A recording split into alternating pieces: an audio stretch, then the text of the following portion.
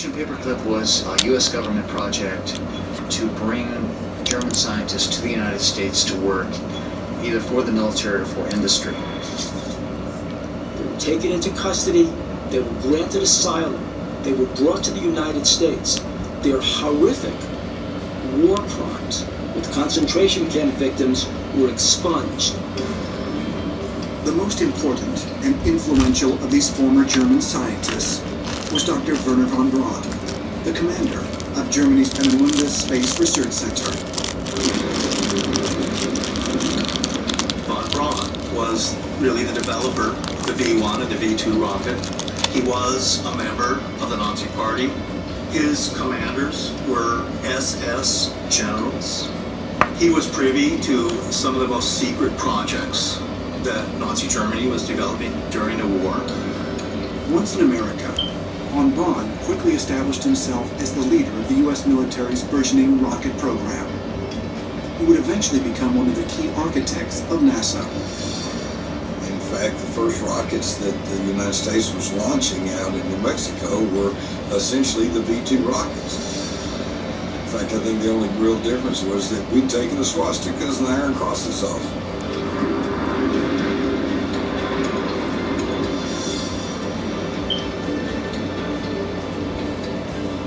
The whole space race almost seems like a joke as I look back on it, because the fact is there wasn't an American rocket program versus a Russian rocket program. We had a German rocket program. We didn't have an American rocket program.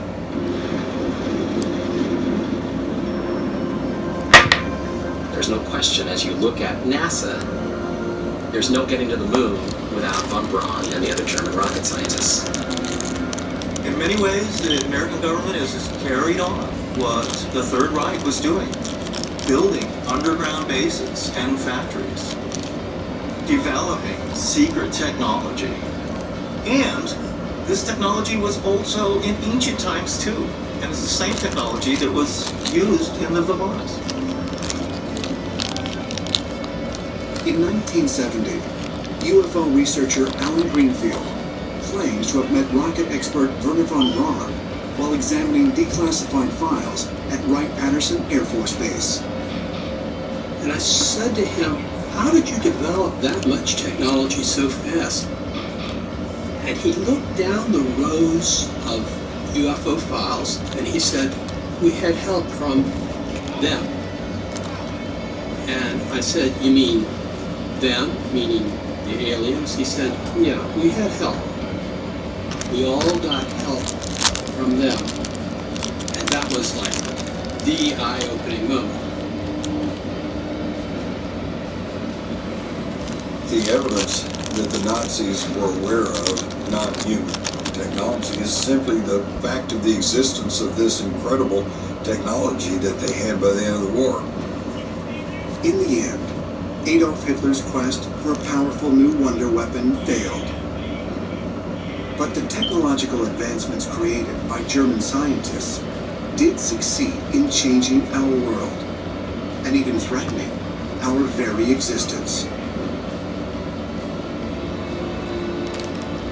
But could today's space-age technology really be the result of ancient alien research?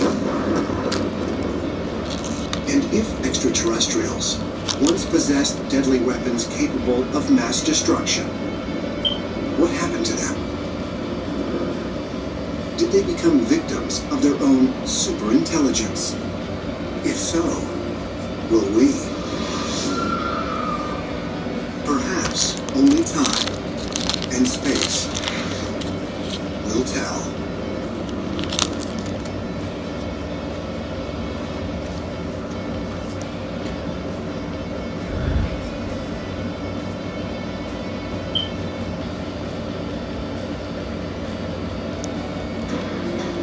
Rockets, hurling space probes deep into the cosmos. Sound waves compelling solid objects to float in midair. Laser beams vaporizing targets with pinpoint accuracy. Are these stunning examples of mankind's modern technology?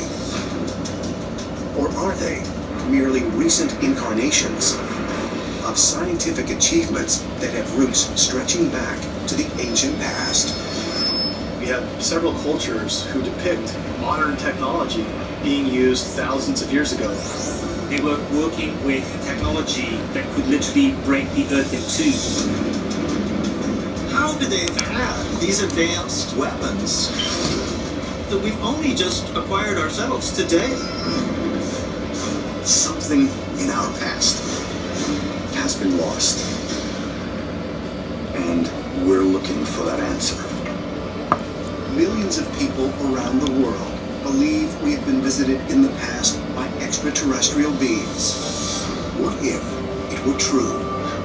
Did ancient aliens really help to shape our history?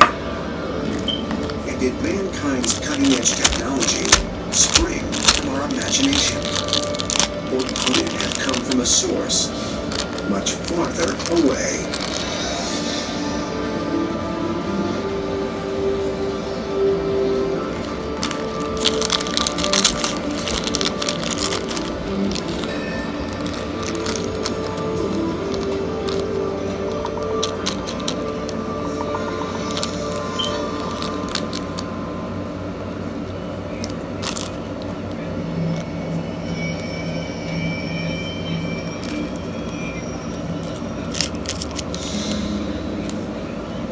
In the early morning hours of November 5th, 2005, the luxury cruise ship, the Seaborne Spirit, found itself under attack by pirates in the waters off the coast of Somalia.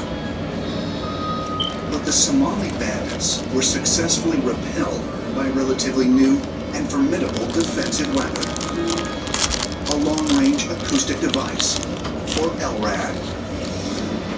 Manufactured by the LRAD Corporation, this sonic device can, when focused on a target, produce a piercing sound that can exceed 150 decibels, enough to cause temporary blindness, nausea, and permanent hearing loss. The U.S. Army used sonic weapons in Iraq. They're used in crowd control. There's certain types of low rumbles and signals that will affect a person. They make you feel sick. The LRAD is currently used by law enforcement, the military, and private security, and is considered the ultimate in sonic weaponry. But is the LRAD really a 21st century invention? Or is there evidence that similar audio weapons existed in ancient times? Approximately 17 miles northeast of Jerusalem lies the ancient ruins of the city of Jericho. Here, archaeologists have uncovered evidence of settlements dating back to 9000 BC. According to the Hebrew Bible, Jericho is believed to be where God spoke to Joshua, the successor to Moses, and instructed him to march around the walled city once every 6 days with 7 priests carrying ram's horns, and followed by the Ark of the Covenant, the golden chest containing the 10 Commandments. Then, on the 7th day, under orders by God, Joshua and the Israelites marched around the perimeter of the city one last time. But this time, they blew the ram's horns. The walls of Jericho fell, and the city was sacked.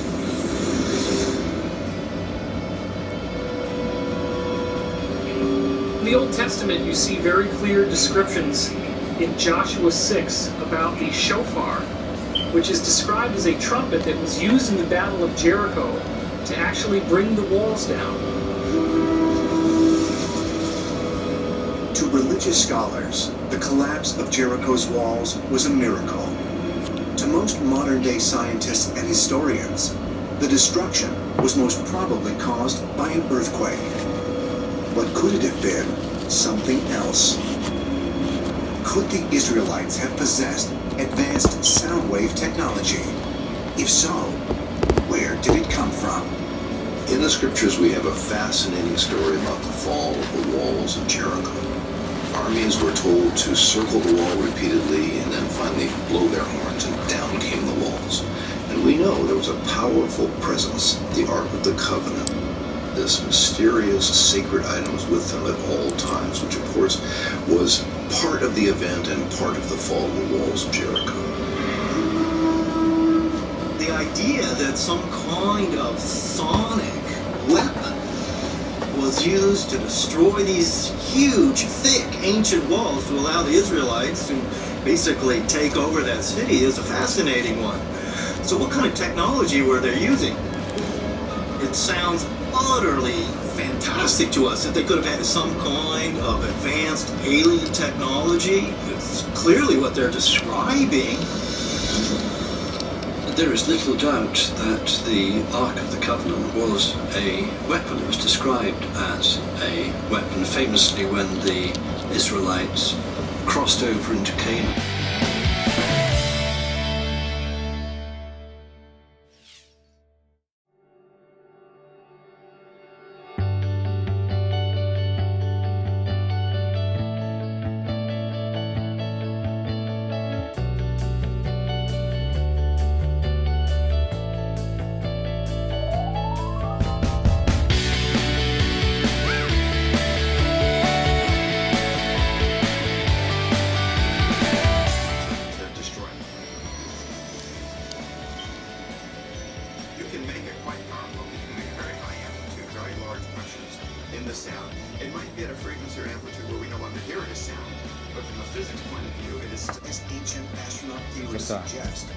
Early civilizations have been able to harness the power of sound for destructive purposes. Could there be evidence that such technology might also have been used for a more constructive purpose? Might it help to explain the existence of mammoth stone structures whose construction has baffled modern scientists for centuries?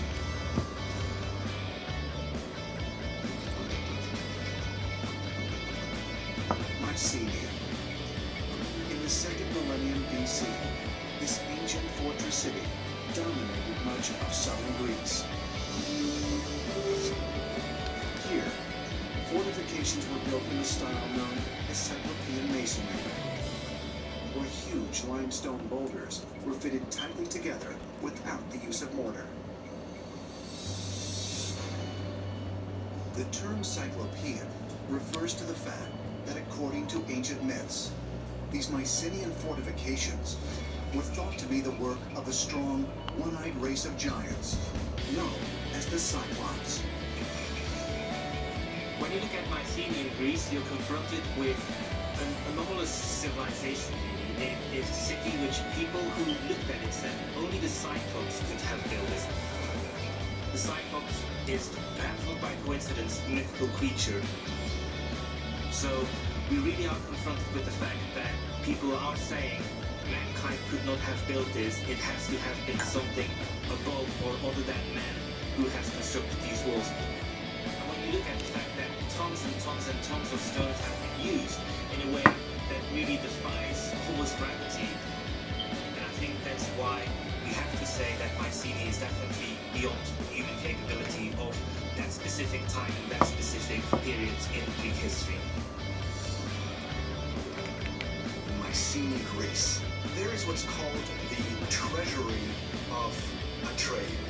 And right in there, there is one stone that has been hoisted over the entrance of that treasury. And it weighs an estimated 250 tons. It is perfect, just unbelievable. Now, we would have difficulties today moving that stuff around. Now, I'm not saying that we today can't do it. I'm not saying that. But if we're struggling with our modern technology, is it really logical to suggest that our ancestors did this with pivots and with little ropes and with wooden rollers? You look at all these ancient structures all over the world, Mayan structures, pyramids, Greek temples, and you see all of these blocks that are not only enormous and impossible to move around, and heavy basalt stones. Even giant cranes would barely be used to lift some of these really large stones, such as the stones at Malta in Lebanon, where you have